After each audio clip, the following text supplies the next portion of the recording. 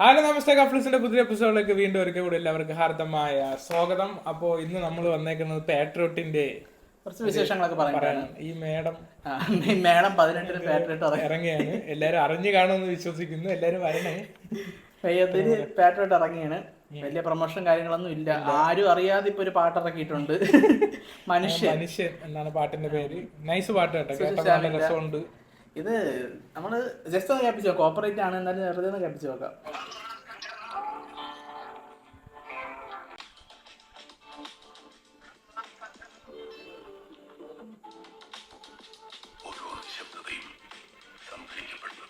ഡയലോഗിലാണ് പോകുന്നത് ഉള്ളു.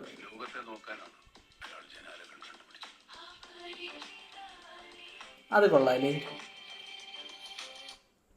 ഇതുവരെ നമ്മൾ ഈ ഭീഷ്മപർവത്തിലൊക്കെ കണ്ട പോലെ ഒരു ഡയലോഗ് വെച്ചിട്ടുള്ള ഒരു ഡയലോഗ് അതെ അതെ.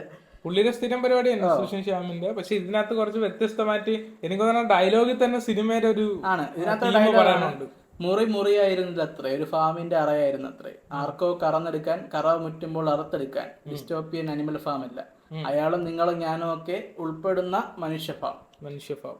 ഇങ്ങനത്തെ കുറച്ച് കിടിലം മനസ്സിലാവാത്ത രീതിക്കുള്ള എന്തൊക്കെയോ സാധനം എനിക്ക് നമ്മൾ പറഞ്ഞ ഈ ഡയലോഗിനകത്ത് തന്നെ സിനിമയുടെ ഏകദേശം എല്ലാം പോകുന്നുണ്ട്. അതിനകത്ത് ഇതിപ്പോ വായിച്ചത്, അതിനകത്ത് മീഡിയയുടെ കാര്യം പറയുന്നുണ്ട്. ഈ മനുഷ്യൻ അടിമത്തമായിട്ട് വെക്കുന്ന മറ്റേ നമ്മളെ ഭരിക്കുന്ന ഒരു ഇത് പറയുന്നത്. പാട്ട് ഫുള്ള് കേട്ട് നോക്കി എന്തൊക്കെയോ നമുക്ക് സ്റ്റോറി മനസ്സിലാവും.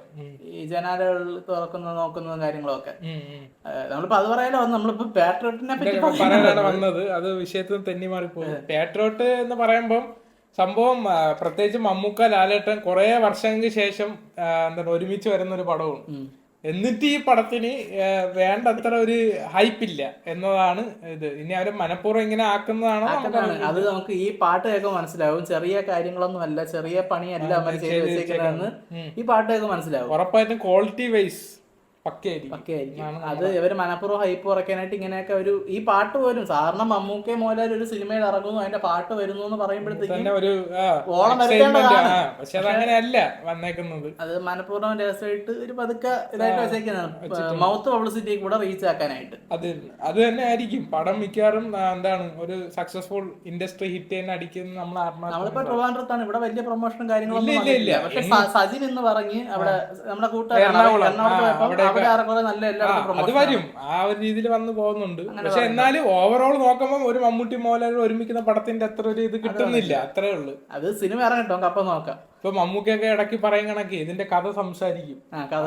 അത് തന്നെ അതേ പറയാം. എന്തായാലും വെറുതെ ഇവരെ രണ്ടുപേരെ വെച്ച് ആരും പടം എടുക്കില്ല. 100% കോൺഫിഡൻസോടെ തന്നെയാണ് അവരെല്ലാവരും ഇരിക്കുന്നത്. അത്രേ ഉള്ളു. പിന്നെ ഇവരെ ഇന്റർവ്യൂസിലൊക്കെ നേരത്തെ പറഞ്ഞു, അതായത് രണ്ടുപേരും കൂടെ ഒരുമിക്കുമ്പം ഇപ്പം മമ്മൂക്കൊക്കെ എതിരെ എന്നുള്ള ആ സപ്പോർട്ടിങ് റോളായിട്ട് പറഞ്ഞ ലാലേട്ടന്റെ റോള് തന്നെ പുറത്തുനിന്ന് ആരെങ്കിലും കൊണ്ടുവന്ന് ഈ പടത്തിന്റെ സ്കെയില് തന്നെ വലുതാക്കാൻ അവർ നോക്കിയതാണ്. അപ്പോഴാണ് എന്തുകൊണ്ട് മമ്മൂക്ക തന്നെ പറഞ്ഞു എന്തുകൊണ്ട് ചോദിച്ചു നോക്കാം. അങ്ങനെ ഈ പടം വന്ന് ഇവരിങ്ങനെ ആക്കിയെടുത്ത് പിന്നെ ഒരു അത്യാവശ്യം മെയിൻ റോളിലുള്ള 2 ക്യാരക്ടറാണ് കുഞ്ചാക്കോ ബോബനും ഫഹദ് ഫാസിലും. അപ്പൊ അവരെ സംബന്ധിച്ച് നമ്മളെ മലയാള സിനിമയിൽ തന്നെ 2 കിടിലം ആക്ടേഴ്സ് ആണ് രണ്ടുപേരും അവരവരെ മേഖലയിൽ. പിന്നെ എനിക്ക് ഏറ്റവും കൂടുതലും ഇവരെ രണ്ടുപേരും ഞാൻ 2002-ലാണ്, നീ 2001. അപ്പം നമ്മൾ ഇതുവരെ ഇവരുടെ ഒരു പടവും ബിഗ് സ്ക്രീനിൽ കണ്ടിട്ടില്ല. നമ്മളെ കാലഘട്ടത്തിൽ ഇറങ്ങിയിട്ടുണ്ട്, പക്ഷെ നമ്മൾ അന്ന് തിയേറ്ററിൽ ഇറങ്ങിയിട്ടുണ്ട്, പക്ഷെ നമ്മളങ്ങനെ ഇവരെ ഒരുമിച്ച് കണ്ടിട്ടില്ല. അപ്പൊ ഇപ്പം നമ്മളെ പോലുള്ളവർക്ക് നിങ്ങൾ റിലേറ്റ് ചെയ്യാൻ പറ്റും. ഇവർ ഒരുമിച്ച് വന്ന പടം നമ്മൾ ആദ്യമായിട്ട് തിയേറ്ററിൽ പോയി കാണണം. അപ്പൊ അതിന്റെ ഒരു എക്സൈറ്റ്മെന്റ്. പക്ഷെ 2020 ഇറങ്ങിയ പോലെ അല്ലേ ഇത് വരണത്, അതാണ് ഒരു കാര്യം പറയാം. നമുക്ക് പറഞ്ഞു ഇപ്പൊ നമ്മള് ബാക്കി ഒരു എക്സാമ്പിൾ പറഞ്ഞപ്പോ ഇറങ്ങിയാണ്, നായകനെ രക്ഷിക്കാൻ ഒരാൾ വരുന്നു, അവസാനം രണ്ടുപേരും കൂടെ കൈ ഒടിച്ചു പോകുന്നു. അങ്ങനത്തെ ഒരു സിനിമ അല്ല, കഥ പറയും. അങ്ങനെ ഇത് പറഞ്ഞത് സ്റ്റോറിക്കാണ്. ആദ്യം തുടക്കം മുതലേ പറയുന്നുണ്ട്, മമ്മൂക്കായാലും ലാലേട്ടനായാലും എന്താണ് കുഞ്ചാക്കോ ബോബനായാലും ഫഹദ് ഫാസിലായാലും പറയുന്നുണ്ട്, ഇവര് ഈ സബ്ജക്റ്റിനകത്തോട്ട് വരാൻ തന്നെ കാരണം ഇതിന്റെ കഥയാണ്. അപ്പൊ എല്ലാവർക്കും കഥ എന്നാണ് പറയുന്നത്. അപ്പൊ ഈ കഥയിൽ എന്തോ ഒരു വലിയ കാര്യമുണ്ട്, നമ്മൾ ആരും കണ്ടിട്ടില്ലാത്ത ഒരു ഇന്റർനാഷണൽ ടോപ്പിക് ഇതിനകത്തുണ്ട്. അതാണ് പറയാനുള്ളത്. അതൊരു എക്സൈറ്റ്മെന്റ് ആണ്. ഇപ്പം ലാലേട്ടൻ ഒരിടത്ത് വരുമ്പോ അവിടെ നിന്ന് കൈയടി, ഇപ്പുറത്തെ മമ്മൂക്ക് വരുമ്പോ കൈയടി, ഒരുമിച്ച് വരുമ്പോ അതിനാണ് വെയിറ്റ് ചെയ്യണത്. ബാക്കി 2 കണ്ടിട്ടുണ്ട്, ഒരുമിച്ച് ഞങ്ങൾ ഇതുവരെ കണ്ടിട്ടില്ല തിയേറ്ററിൽ. അപ്പം അത് 1-ാം തീയതി അറിയാം. അത്രേ ഉള്ളൂ. അപ്പൊ അതിനു വേണ്ടിയുള്ള പ്രതീക്ഷകളും പ്രാർത്ഥനകളുമായിട്ട് ഇങ്ങനെ പിന്നെ ഈ പാട്ട് സുശീൽ ശ്യാം പുള്ളിക്ക് ഒരു ട്രിബ്യൂട്ട് കൊടുത്ത പോലെ തന്നെ എനിക്ക് തോന്നുന്നു അല്ലേ? തന്നെ തീർച്ചയായിട്ടും അതങ്ങനെ തന്നെ. പിന്നെ ഇതിനകത്ത് ആ സുശീൽ ശ്യാമിന്റെ ഈ ഇറങ്ങിയ പാട്ടിന്റെ തന്നെ ടൈറ്റിൽ എന്ന് പറയുന്നത് മനുഷ്യൻ എന്നാണ്. എന്തെന്ന് നമ്മളെ പറ്റിയുള്ള ആൾക്കാർ, നമ്മളടങ്ങുന്ന ഒരു സമൂഹത്തിനെ പറ്റിയാണ് ഈ കഥ സംസാരിക്കുന്നത്. അങ്ങനത്തെ ആ രീതിയിലാണ് സംസാരിക്കുന്നത്. ട്രെയിലറിലൊക്കെ ഒരു ലാപ്ടോപ്പ് സ്കാം അങ്ങനെയൊക്കെ പറഞ്ഞു പോകുന്നുണ്ട്. ഇനി അതിനെ പറ്റിയാണോ കഥ? ഇതിന്റെ വരികൾ വായിക്കുമ്പോൾ മീഡിയസുമായിട്ട് ബന്ധപ്പെട്ട ഇതുണ്ട്. അതുപോലെ പടത്തിന്റെ ടൈറ്റിൽ തന്നെ പാട്രിയോട്ട് എന്നാണ്, എന്ന് പറഞ്ഞാൽ രാജ്യസ്നേഹി. അപ്പം അത് എന്തെങ്കിലുമൊക്കെ കാണും. എനിക്ക് നമ്മളിപ്പോ ട്രെയിലറിൽ കണ്ടതൊന്നും അല്ല ശരിക്കും കഥ. തീർച്ചയായിട്ടും അങ്ങനെ തന്നെ എനിക്ക് തോന്നുന്നത്.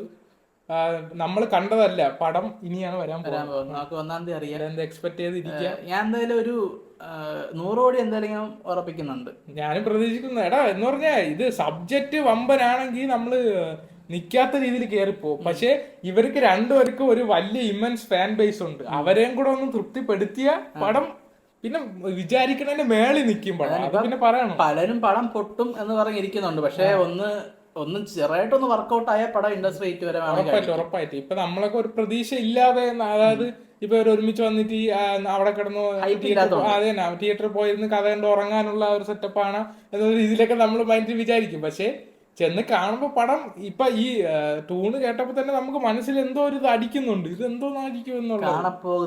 അത് തന്നെ ആ ഒരു സംഗതി അടിക്കുന്നുണ്ട്. അപ്പം വേറെ ലെവലായിരിക്കുമെന്നാണ് നമ്മള് പ്രതീക്ഷ എന്നുള്ളതാണ്. 1-ാം തീയതി അറിയാം. റിവ്യൂടും അതന്നെ സ്റ്റേ ട്യൂൺ. ഉറപ്പായിട്ട് FDFS ആണ്. അപ്പം ആദ്യത്തെ റിവ്യൂ നമ്മളിടും. 10 പുതിയ എപ്പിസോഡിൽ വീണ്ടും കാണും. Until then, line cut.